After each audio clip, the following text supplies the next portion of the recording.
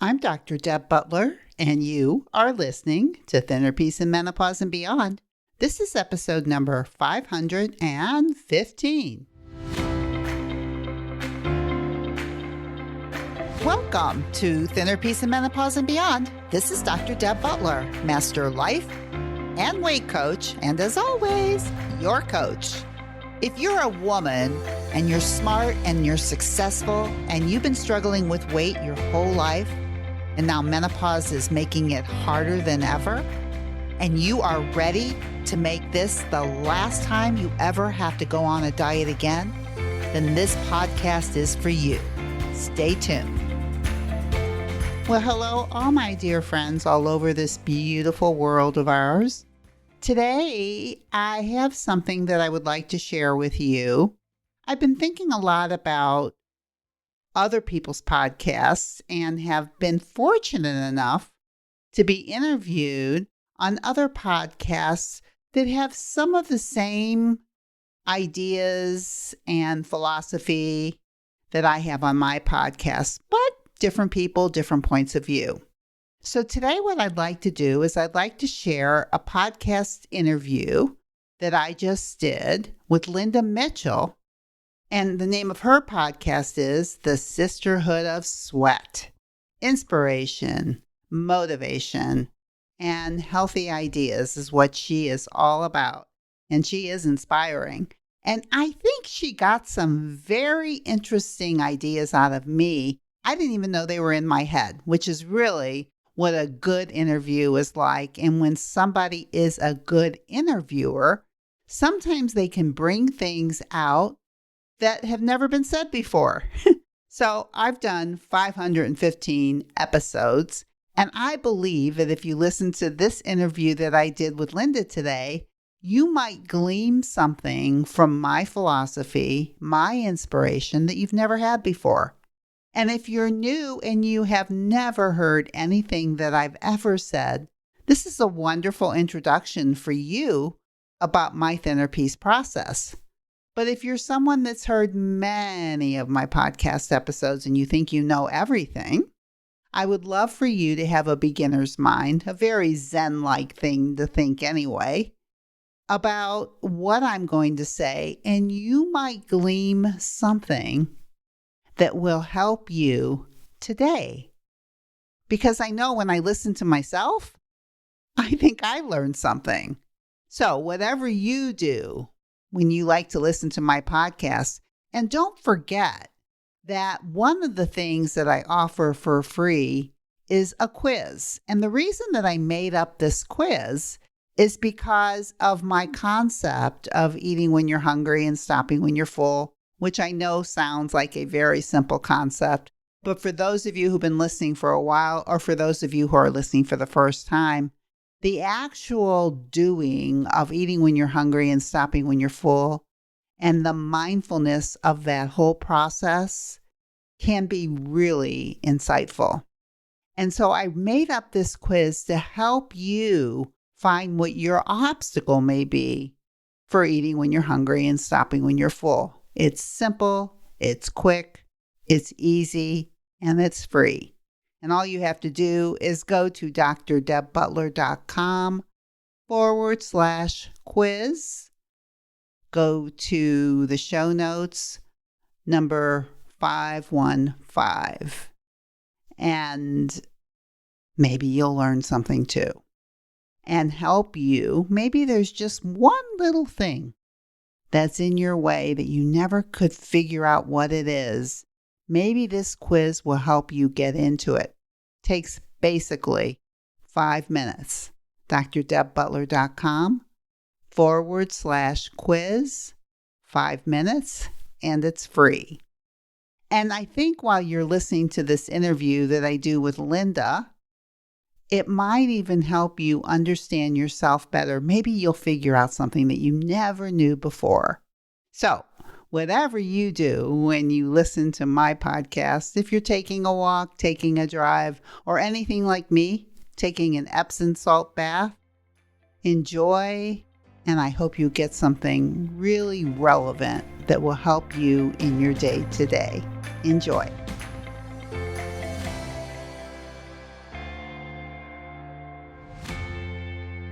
Welcome back to the Sisterhood of Sweat, where we talk about strength beyond the scale, confidence at every age, and creating a life you actually love living. Today's guest is Dr. Deb Butler, a certified master weight loss and life coach, former board certified chiropractor, nutritionist, and acupuncturist, and the host of the podcast Thinner Peace in Menopause and Beyond. After decades of struggling with weight and diet culture herself, Dr. Deb discovered a radically different approach, one that helps women, especially those in menopause, stop fighting their bodies and finally find peace with food. If you've ever felt hungrier than ever in menopause, stuck in the diet regain cycle, or confused about whether you're hungry or just emotional, this conversation is going to be a game changer. Let's dive in with Deb. I am so excited to welcome Dr. Deb Butler to the Sisterhood of Sweat. Welcome. Thank you. It's a pleasure to be here. I can't wait to get started. Got so much to talk about. I feel like we need to have all the cheer buttons, the streamers, and the woo sounds going off, because this is the beginning of a new year where many people get started, but they get stuck at the starting gate and they start over and over again. Yeah. So this is something I've watched, and I just talked to Dr. Ian Smith. I just had him on from the doctors. And his thing was people are always losing that last 15 over and over again. So how can we get out of the starting mode into the success mode? Or, you could even look at it as just a lasting mode. It's not a matter of success and failure, really. I think it's more of what you can do that will make the things that you want to change last. So you can't do things that don't feel good to you to do to begin with. Like if you say, okay, well, I'm not eating whatever anymore, whatever it is. And you have a sensation in your body that has this really big sinking feeling like, are you kidding me? No matter how strong your mind is, what you're feeling inside your body is probably more the truth of what you will and won't do than what your mind will tell you. So I think it really starts with, if you want to do something and change something that's going to last, it has to be something that feels like something that you could do, that feels good to begin with. And usually it has to be a little bit easier in the beginning. It can't be too hard and it can't be too big. That's my opinion. And what we're talking about here, to put it in words, is struggle. Yeah. Where people, and you yourself, spent decades struggling with weight and dieting. What happened around age 50 that made you realize this approach wasn't working anymore? Well, what I did probably for my whole life up until 50 years old is it was kind of my thing. It was my hobby to gain and lose weight. I didn't really think of it as a struggle. I just thought of it as, this is just what I do. I like to eat, so I eat whatever. And when my weight has gotten too high, and it was a 20, 30 pound mark, that's about where it was time to pull it all in, I would go to Weight Watchers. So I was a lifetime Weight Watcher member for 30 years. And I thought, lifetime Weight Watcher member, all it means is that you lost your weight and you kept it off for a certain period of time. And I kept it off for a certain period of time. And then I gained the weight, and then I lost the weight, and then I gained the weight, and then I lost the weight. But I felt like Weight Watchers was the key to me losing my weight. I felt like I was on a good spin. Seriously, when I look at it, it's like, okay, well, this works. I can sometimes eat all the foods that I can't eat when I'm dieting. So at around 50-ish, when I went to Weight Watchers, the weight wasn't coming off like it usually did. Lo and behold, welcome to menopause, because nothing was working. the way it used to do as my hormones were changing and I wasn't sleeping and I was more moody. And I also wasn't as happy in my job. This 50-year mark is just a very interesting time. It is. It is. And I hope that when we end this podcast today, that everybody that's in their 50s or turning 50 is going to be very excited about it. That's what I hope that will happen by the end of our discussion. I love that. That's a beautiful goal for the day. And I think that I am a walking testament, and I know I'm not the only one, but it was the beginning of as I became more uncomfortable inside my body, and my body wasn't doing what it used to do, and the tricks that I used to use wasn't working anymore to lose weight. I also found myself wanting to eat and drink more because I was also very uncomfortable in the rest of my life in terms of my own job. So I was a chiropractor for 35 years, practicing with my husband, had a wonderful practice, but I wasn't feeling it anymore. And I felt like I wanted to do something else. And then I'm going to my lifetime, being a lifetime Weight Watcher member, and it's not working. And on top of it, I feel like I need to eat and drink more because I'm so unhappy about everything. So it was a wake-up call into, what are you doing? I mean, what are you doing?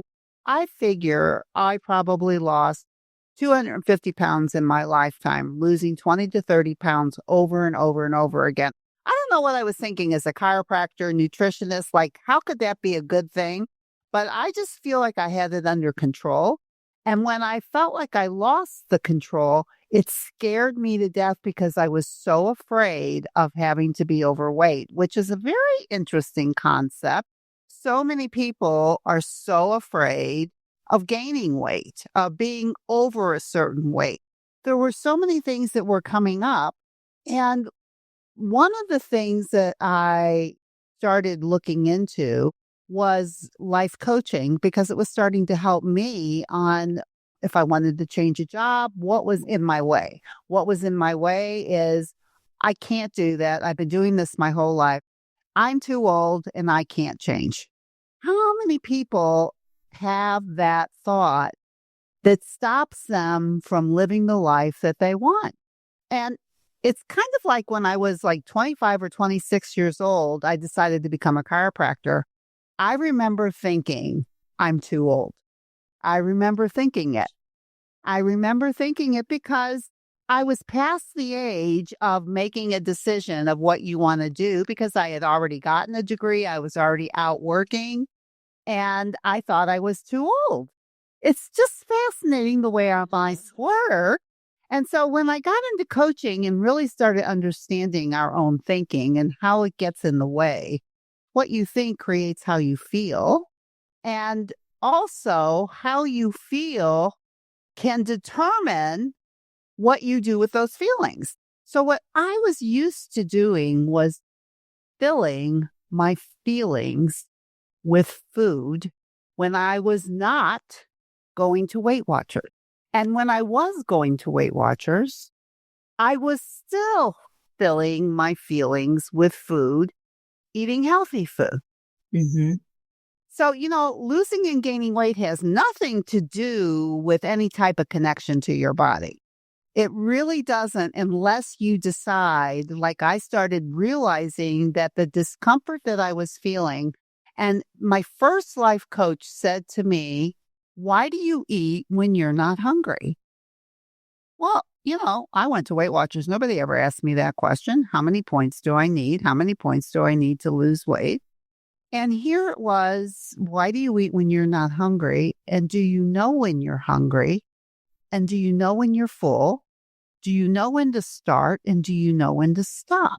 Well, the answer to all of those questions basically was not really, because I really didn't pay attention to that. That was not part of my weight loss journey. That's not what I thought had anything to do with losing weight. And yet, when I hit my 50s and weight loss was so slow, it really was this determination. Well, why do you eat when you're not hungry? And what is going on with you in this job of yours that you are eating more when you're not hungry, and it's stopping you from moving forward.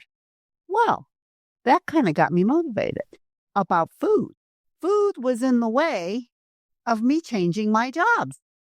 Food was in the way of me doing what my purpose was. And my purpose became much bigger at 50 than it was at 26.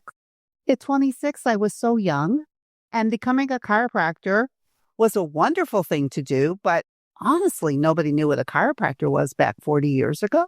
Oh, right. My mom and dad said, "What is that?" I go, "Well, I get to be a doctor." And they go, "Well, that sounds good." Nobody really knew, but I ended up becoming very purposeful about it. And the idea of health and the spine and how they combine and how they can help you become more healthy, and that adjustments don't just make your back feel better or get out of pain, but actually can increase your overall health. That was pretty Right. purposeful to me. But it got old around in my 50s, and I wanted what I noticed, what I loved about what I was still doing was sitting down and talking to my patients about what's going on and why they're not doing what they need to be doing when I'm telling them to do so. And me learning and getting into life coaching and understanding how the mind works and how your perception works and how your thoughts work, the combination of the two things was, number one, I'm not too old. I'm just on time. It's a perfect time. I have never been wiser in my whole life to do something that sets me on fire, because that's how I felt. It lit me up. It's like, what are you thinking that's getting in your way?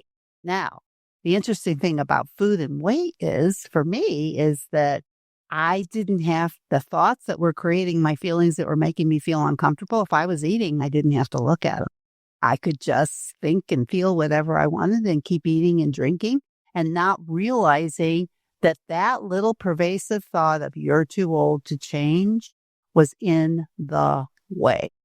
That discomfort of practicing a profession that looked really good from the outside wasn't doing it for me anymore.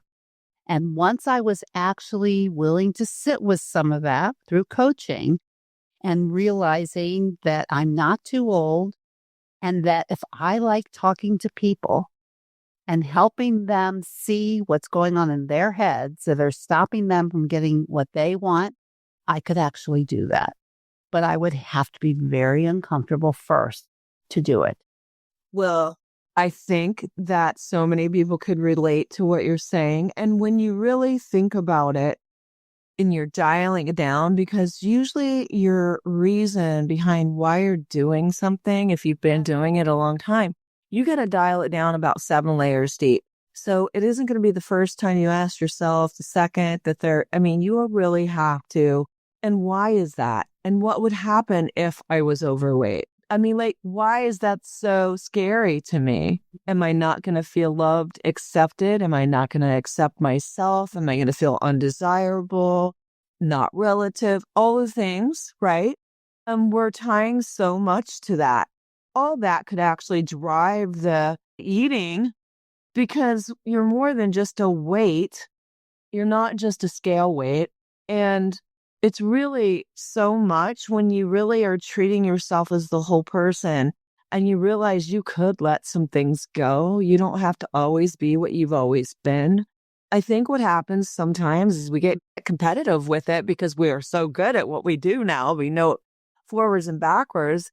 Somebody else out there, some other chiropractor, you're like, "Oh, wait, I know I'm better than that. I should be doing this, this, this, and this." And wait a minute, is that what you want to be doing? Maybe it isn't. Maybe you're ready to let that go and let that other person knock themselves out. Teach, for me, a bazillion group fitness classes, because you are ready to do more or something different or something else or something further. And if you're holding all the eggs in the basket, it's exhausting. And so what happens is you're feeling burnout, you're eating too much. I mean, it's just so many things. So how do you teach women that heightened emotions and how to just kind of get out of this I call it a trap that we're putting ourselves in. Well, I think the way that I start, it's most people, when they come to me, their main objective is they want to lose weight, but they're attracted to me because I'm talking about something so much bigger. And they know that too, but they're calling me Yeah. because they want to lose weight, not because they want to get their act together. Because when you get your act together, really what I'm offering is for you to get your act together, to be aligned with your purpose through what you put in your mouth. And the side effect of that is weight loss.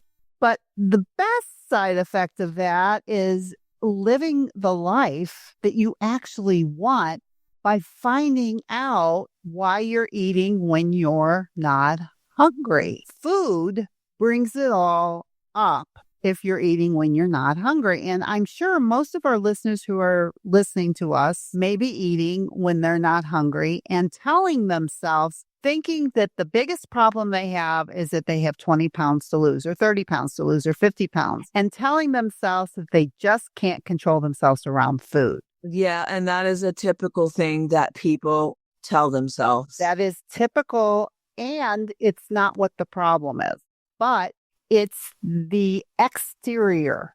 You know, I can beat myself up. Okay, I just ate too much, and then I can beat myself up over it, and I can tell myself I don't have control, and I can stay in that loop and think that's what my problem is. And what I love when I'm working with women is we find out that has nothing to do with it. It's just the top layer. There is so much going on of what happens when you're filling, I call them emotional holes. So there's two reasons why we eat. We eat, one, because we're physically hungry and our bellies are asking us for food, our gas tanks, and we fill them. We can also fill up, not because we're physically hungry, not because our gas tanks are asking for fuel, but because we have emotional holes that are asking for something.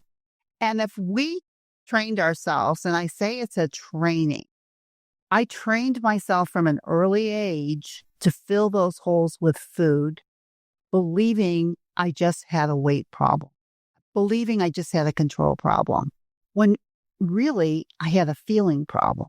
I didn't know how to feel my feelings. I thought I had a weight problem. I didn't have a weight problem. I had a feeling problem. And as long as I wasn't feeling, I couldn't use those feelings to help me navigate in the world. Why do you think you didn't know how to feel your feelings? Because I didn't have to. Because they're uncomfortable. And because what would you rather do? Feel sad or eat a chocolate chip cookie? Now, maybe you would say feel sad, but there's a lot of people that would pick the chocolate cookie, especially when you're younger and you think you're filling up hunger. Oh, I'm hungry. You are hungry. Well, I think that you could go further than that. And maybe some people had trauma, or they weren't allowed to feel their feelings in their family or show their emotions, or they had to stuff their feelings down. You know, I'm really glad you brought that up. That is huge. That is huge. Trauma has a lot to do with a lot of this. And some of those people belong with me. And a lot of those people don't belong with me, you know, in terms of coaching, you know, depending on what kind of traumas we're talking about. But nonetheless, when we're eating, when we're not hungry, and I can differentiate because I think, at least the way I work with people, I think there's a little room for eating when you're not hungry. I call it joy eating. Mm-hmm. I believe that if there are non-nutritious foods, you can eat them and you can thoroughly enjoy them and you can stop.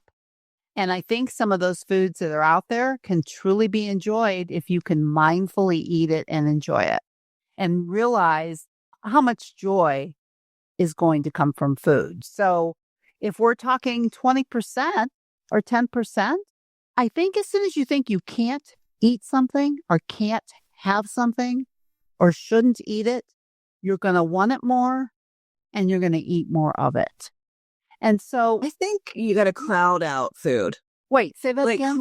I think you got to crowd out, like, if I'm eating, like, I just, before this, made myself because I got home a little later. So I took a packet of pink tuna in the water, cut up some baby cucumbers, got some Primal Kitchen Chipotle mayo, mixed it with their other mayo, which is mayo, Yeah. I know. and some sugar-free pickle relish, and just mixed that up. And I put it on some lettuce leaves, and I had that, and it was delicious.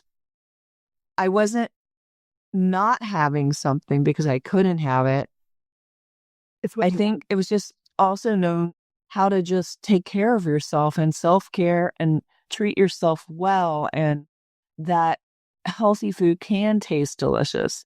But also, yesterday, I had a Who bar. I didn't have a whole bar, but I had 2 squares of Who chocolate, and I just enjoyed that. And I had a piece of cookie dough. I enjoyed that. Yeah. I didn't restrict myself from having. I know that I'm not going to just overdo that, like just eat and eat and eat it. But I'm just enjoying that. I don't know if I want to call it a treat, but I'm just enjoying it. A joy. Yeah, I'm enjoying it. And I think that when we're thinking of food, this is a trick I play. If I have a client, I say they want a cheat day. They tell me I say, okay, your cheat day is, I want you to have pizza, beer, chocolate cake, and I name all these things. And it's a psychological trick, but it works every time. Oh no, I'm not going to have that. Because why? Why wouldn't you eat all that on your cheat day? It's like, oh, it's that takeaway clothes that gets you when you say you can't have any of that. Exactly. I think that's really the point of what I'm saying. It's like one of the things that I love to try to help people manage their minds around is the idea that they can eat anything they want. Just because you carry that thought that you can eat whatever you want does not mean you're going to eat bonbons all day long. No, because if you tell people you can have as much pizza as you want. Exactly. They're going to be like, what? I don't want that, right? I mean, it's almost like I don't want to do that. But if you would say you can't ever have pizza again. Yeah. People are going to be like, no. The way the brain works is the brain, all it's going to think about is pizza, and it will, given the right pathways, you will eat a lot of pizza because you're never going to eat it again once you get it in your mouth because of the thought processes behind it. And so when you believe you can eat whatever you want, it's kind of like what you're saying. It's like you came home, you were in a rush, but you were thinking to yourself, I need to get something in my body that's going to fill me up, that's going to be nutritious, that's going to get me through the day. That was your thought process. That's why you did what you did, right? And that's the way that we want to be thinking. But we also want to know I can eat whatever I want, but this is what I want. This is what's going to make me feel my best. Yeah. Mm-hmm. This is what's going to make me feel my best. I could eat any of this stuff. I could eat cookies if I wanted, but I'm not going to feel good if I eat them. But when I'm working with people for the first time, if they're anything like I was, and I know a lot of people are, you can't eat that and lose weight. I can't have that. Or I can't control myself around that. I think that when you have a belief system that you cannot control yourself around food, you are in dangerous territory because the thought is a very poisonous thought. I think Tell me. when you start, I want people to plan it into their meals. I love that. Then it's a discipline. So if I plan to have 3-4 squares of chocolate Who bar every day at noon or 3 o'clock when I'm having a crash, and it doesn't make you feel like you failed. I think that is, I mean, I love the idea and I also recommend it myself. And also, it's because I work a lot with urges. So I try to help people when we're looking at emotions, emotional Mhm. hunger. Mhm. One feeling that shows up in emotional hunger that you don't think about as much are urges. Urges are urgent desires. It's a feeling in your body.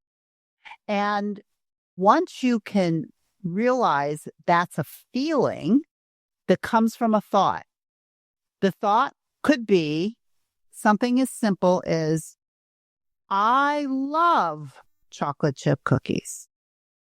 As soon as you think that thought, you will feel in your body this urgent desire to have a chocolate chip cookie because of the thought. Now, I'm sorry if you guys are all thinking about chocolate chip cookie. sorry, but you know what? It's okay because you didn't ask it.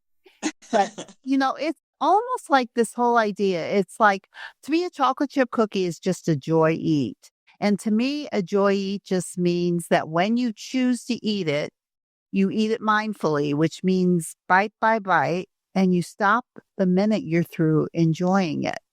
And it's a practice because these foods don't always hold that kind of pleasure for as long as we think they do. Right? Because number one, most of the people that I've worked with don't let themselves, they eat the foods, but they don't enjoy the foods. They eat the foods and overeat the foods because they're not going to ever have the food again when Monday comes. That's basically like telling someone they can never have sex again. But I'm just saying. But it's so true. It's so true. And so it's like when we give our minds the space to think, and it's a practice. It's not like you can just come in and go, okay, from now on, you're going to think you can eat whatever you want because they're coming to me because they think they can. They actually say that is a thought. That is a thought in their mind that they, I'm never going to be allowed to eat pizza again or something. Is a thought. And it really isn't true. And it's basically, I just think the 80-20 rule. Love it. You could do that 20% of the time. Just don't do it 80% of the time. I mean, I couldn't agree with you more. Yeah. And this whole idea, though, of, the belief that you can have it. And also, I like to do work around the idea of what it feels like to eat some of these foods that have no nutritious value if you overdo it. How it actually feels physically in the body. Truthfully, it is a thing. And I feel like, one of the things I have my clients do is, how do you want to feel? I love it. We are like sisters. You want to feel. Yeah, because how do you think everyone felt after holidays if maybe their holiday went on forever? Because sometimes they do. And they ate this, they ate that, and pretty soon they fell off of where they were at because they just kept going. Because, also sugar is addictive. It is. Yeah. You have to realize that. It causes a problem in the brain. Yeah. So you're getting a dopamine fix right there. That's right. And so what happens then is you're not feeling good at all when you hit the end of that holiday. You don't feel good. I have people that did not feel good in their body. They felt exhausted. They felt tired. And then they also didn't feel good in their clothes and they didn't want to go out somewhere. So I just think sometimes it just helps when you think about how you want to feel later. I think it's brilliant. And I agree with you. You are brilliant. And I think that's part of the process of when I'm working with my own clients is the process of I can eat whatever I want, but what do I really want and how do I really want to feel? It's like a question as opposed to when you have these urgent desires, you have to take a minute, a pause. That's why to recognize an urge for what it is, because a lot of times we don't recognize what's driving us, right? And when we can just take a minute to say, this is what an urge feels like. Like there's nothing wrong with you. This is the way the brain works when you think certain thoughts. So recognizing the thoughts that create these urgent desires and the strengths of these urgent desires. Some of them have very strong, and some of them are not very strong. They're weaker. And I always recommend let's work with the weaker urges first and develop the muscle of handling urges. Because listen, if you can handle this urgent desire without giving into it, you will feel very, very strong. It's like a superpower to realize it's just an urge and to recognize how your brain creates it. Because if we're talking about chocolate chip cookies don't create food, doesn't do it. The food is just the thing. It's what the brain does with the thing that causes the feeling. So if you can watch what your brain does, simply something like, well, that's my favorite food. I love that. Realize you're saying that and then question, what else do I love? I mean, I would rather love my partner and leave pizza. I like pizza. I think pizza tastes good and I like it. Or I like cookies and they taste good, but I don't love them.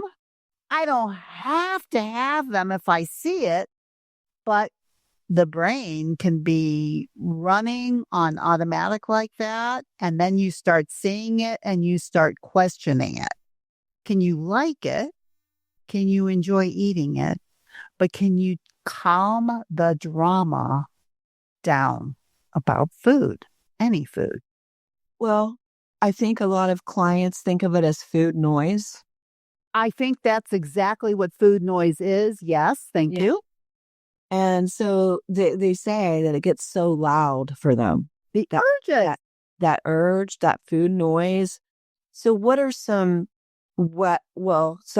tricks that you give women to help them rebuild trust with themselves, to identify the noise?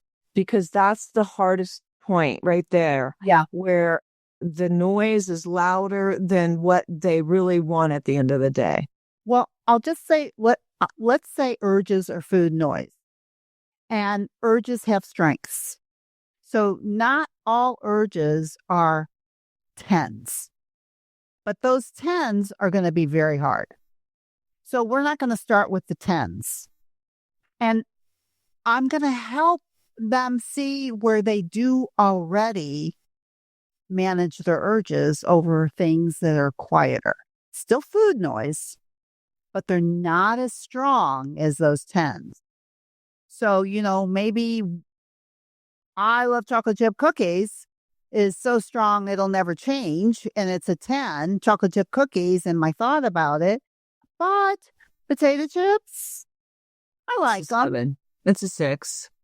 Let's say under a 5, because under 5s, when I'm working with numbers, under 5s are easier. So I start teaching people to measure their strengths. And let's go with the ones that you can handle. And everybody can handle something. And then they see that they actually can manage these urges, starting with the little ones first. And they get stronger. It's kind of like weights. You start with 5 pounds and you move up to 10 pounds. Yeah, you're working your confidence muscle and you're rebuilding trust with yourself. That's how you rebuild trust with yourself, is by first realizing you're not flawed. There's nothing wrong with you. You just have a brain that's been trained, and you can retrain your brain. Think about all these people that have health problems. When they get that health problem where their doctor is like, you better cut your, this and that, your cholesterol's through the roof.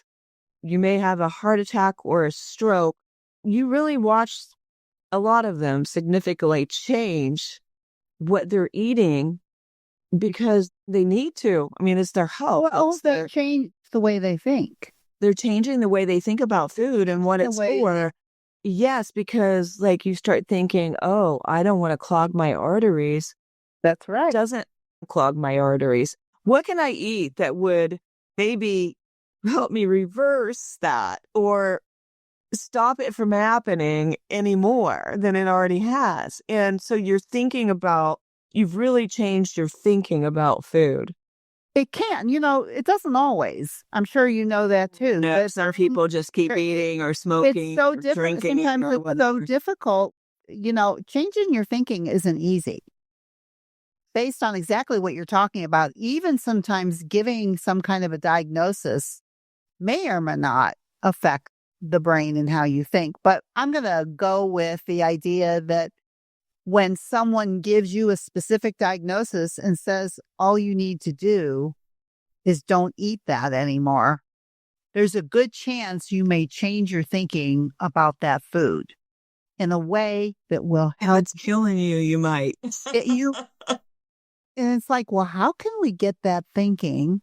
And I think that's the purpose, at least of what I do, is how to manage your thinking without having a death sentence. It's just retraining. It's really also like, let's say you just grew up eating lots of chocolate chip cookies, holiday celebrations were built around food, enjoyment. You didn't learn other ways That's right. to enjoy or to relax without wine, have fun with friends, right. without alcohol. It's just really retraining yourself that there's other ways to still achieve the same purpose. And I like to tell people they have over 200 taste buds in their mouth, and that sometimes it's just taking away that, like we were talking food noise. So taking away food that's overpowering, because it's overpowering your taste buds. And so what's happening is you can't taste the real taste of food. And so when you kind of maybe go through a couple weeks of just food elimination or just I love that. weaning yourself over these overpowering foods, then what happens, you start to train your taste buds. And soon having a sweet potato that's cooked just right with some cinnamon, maybe a little oil or something. You can't have butter. I mean, if you want butter, it tastes like ambrosia. You're like, oh, this is so good. And then the other thing that happens is if you've weaned yourself off of sugar and you've kind of been eating good carbs, which is going to keep your blood sugar from dropping, is having a good carb, a good fat, a good carb, with your protein and your fat. Well, what happens is your food cravings will start to stop because you're getting balanced blood sugar. You retrained your taste buds again, and then you're going to go to, I won't say the brand, but you're going to go get that latte, that pumpkin spice latte, and you're going to be like, oh my gosh, all I can taste is the sugar and the chemicals, and it's too much. It really is.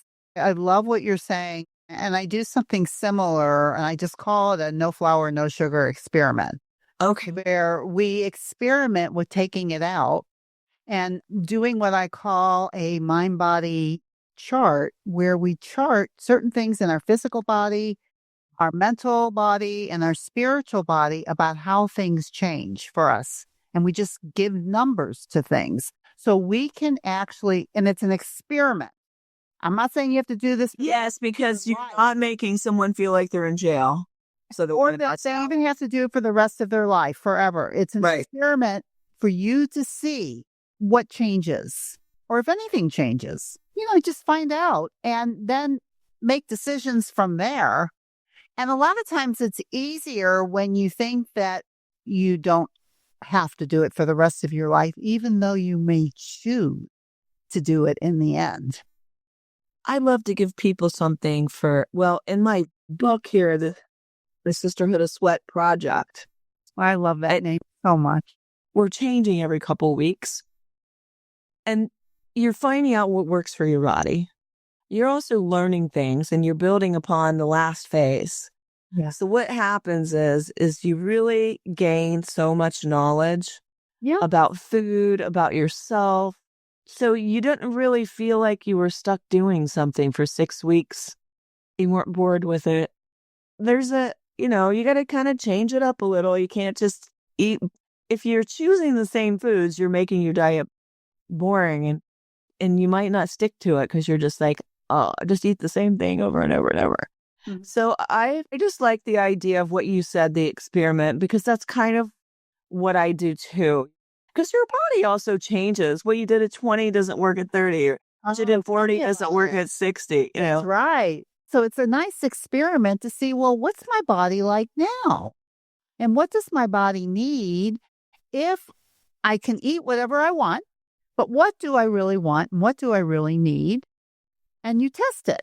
You're not told what to do. It's like, I think most people know, but when it comes to their own connection to their own body, it's like, I can't think of a better time to do this than in your 50s, because I think, number one, to me, my 50s were my favorite time because I ended up here in coaching and not in chiropractic anymore. And only because I was willing to feel very uncomfortable about leaving it and very uncomfortable about learning new things, and also very, very excited. But it's all because, in many, many ways, I stopped eating when I wasn't hungry. Yeah, just something simple. The food, it's like, you show me why you're eating and I'll help you get anything you want in your life. Not help you lose weight. I'll help you get anything you want in your life if you're willing to look at why you eat when you're not hungry. That's amazing. I love using food to bring it up. It brings up everything. And the big thing that I discovered really is everyone knows what to do. They know to eat their greens. They know to exercise. They know to get their sleep. They know, I shouldn't be eating a bag of chips or a whole tray of cookies. They know these things. And so, that's when I realized there was another piece, like what we're talking about today. Yeah. It's a deeper piece. When you shed maybe limited beliefs that you had about yourself, feelings that you were stuffing down, tolerances that you're putting up with that you shouldn't. When you shed those things, the weight just drops off. So it really is crazy almost that it was really never about the weight.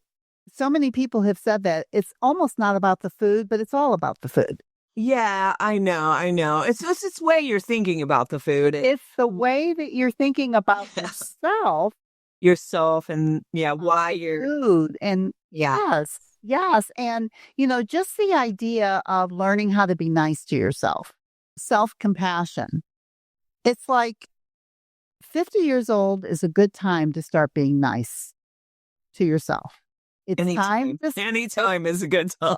Well, 50 seems to be a certain phase of life where these things come up more and are more relevant.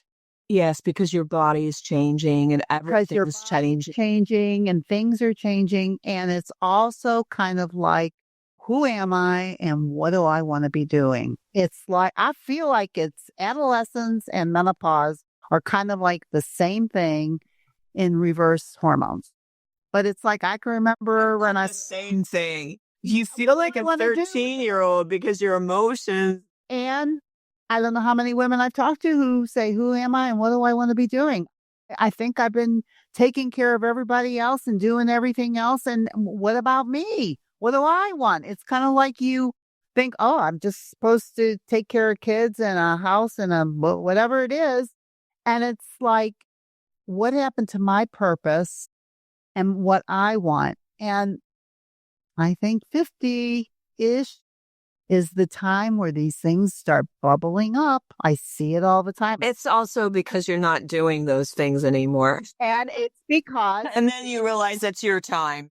It's because it's all changing, this 50-year-old mark. If you have kids, they're probably getting ready to leave. Of course, there's some that are just starting. But overall, it is a time of change. And it's like when you're in your 50s now, you have the wisdom you never had when you were an adolescent. You just didn't have the wisdom.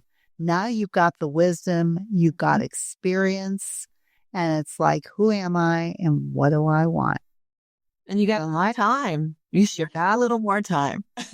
And you know what? Like now that I'm so much older, I realize how young I was at 50. How young are you, Dr. Deb? 73. What? Oh, yeah. You guys got to see Dr. Deb. That's amazing. But, listen, I'm 63. what I'm saying about our ages is that didn't you think 10 years ago or 20 years ago, when you look back, you see things differently as you're looking back at things? Oh, my gosh. Yes. And I'm saying, it's like when I was 50 and I was changing careers at 26 and I thought I was too old. I look back at that 26-year-old and I go, you're crazy. But then I look at that 50-year-old now that I'm here and I'm going like, you were crazy too. You were so young. I look at 50-year-olds like they're so young. Because I saw that picture. Now I see. And oh gosh. now We probably all have examples for that, right? Because I can look back when I was a teen, you thought you were fat. And I'm looking back at a picture, I'm in a bikini. all of it. Frickin' string bean. And then you're like, you think you're too old. When I was 28 and I got divorced and started over with my 2 kids, I was a youngin'. What are you talking about? I'm like, oh my gosh, most people weren't even married yet. And, you look at these things. And then when I was 50, I really went all in and just did the most really that I've ever done in my life.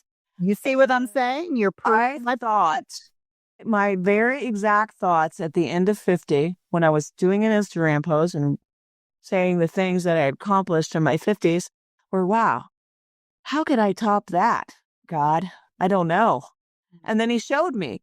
And I'm only on, 3 in my 60s and has far surpassed any other time in my life. So what you realize is you're never too old and it's never too late to just keep evolving.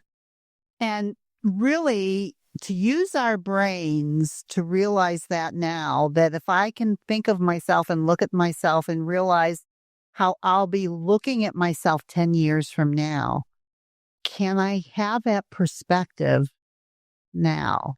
Because I have enough wisdom to see I've been doing that all along. So can I start having that perspective starting now about how young I am compared to how I'll be when I'm in my 80s? I mean, I look at you and I think like, God, you are so young.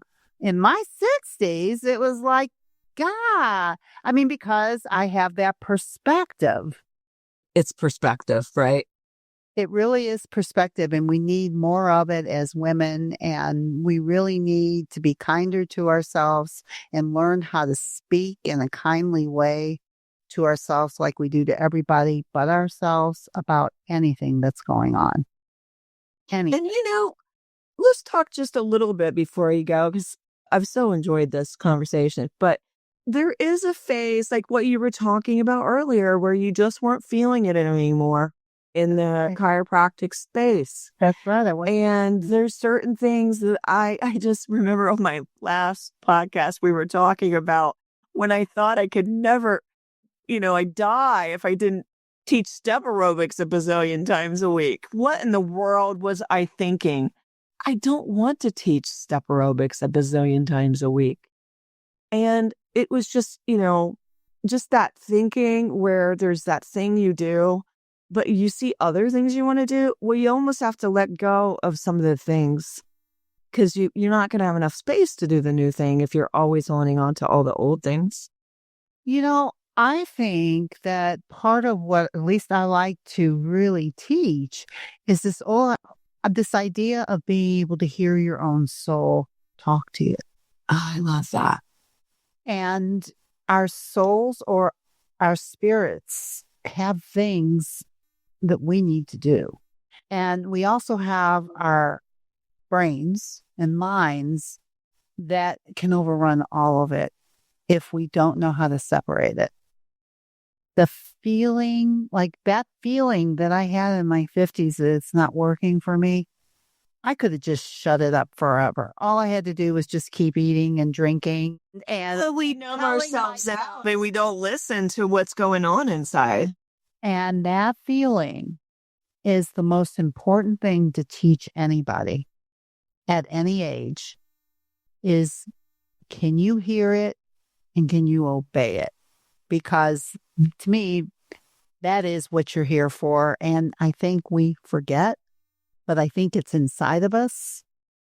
And the smarter we are, the stronger our brains are, and the easier it is to ignore it and do what we think is right or expected of us. And you start getting this gnawing going on inside of you. Are you going to listen? Are you going to pay attention? Or are you going to just push it away? 50 pops up and things get stronger. Emotions get stronger.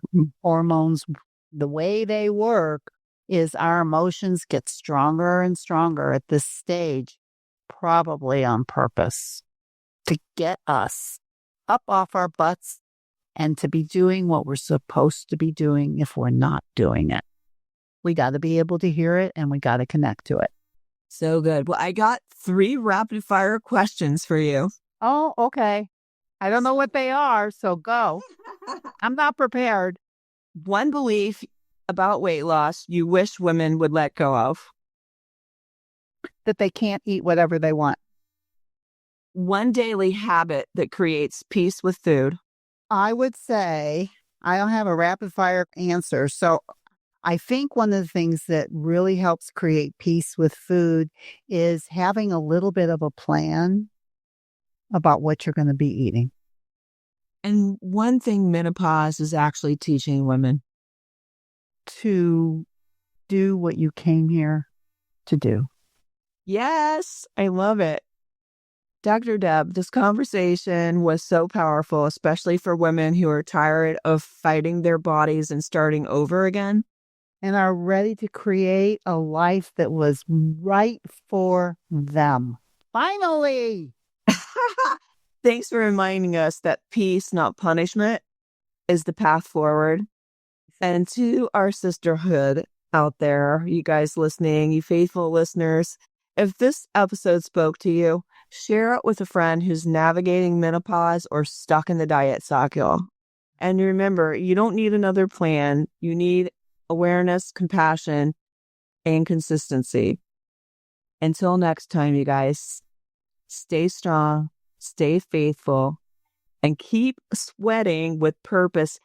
Where can they find you on social media and get your quiz? DrDebButler.com. DR is the website, and Dr. Deb Butler /quiz. I'm sure it'll be in the show notes, so it'll be easy to find. Okay. And thanks, you guys. Keep on keeping on, as always. Bye, everyone. If you're loving my podcast and you would like some more information to be able to follow along with, then please go to DrDebButler.com /change, and you can get a free copy of my companion book that goes with this podcast that I refer to in many different episodes. That is DrDebButler.com /change, CHANGE.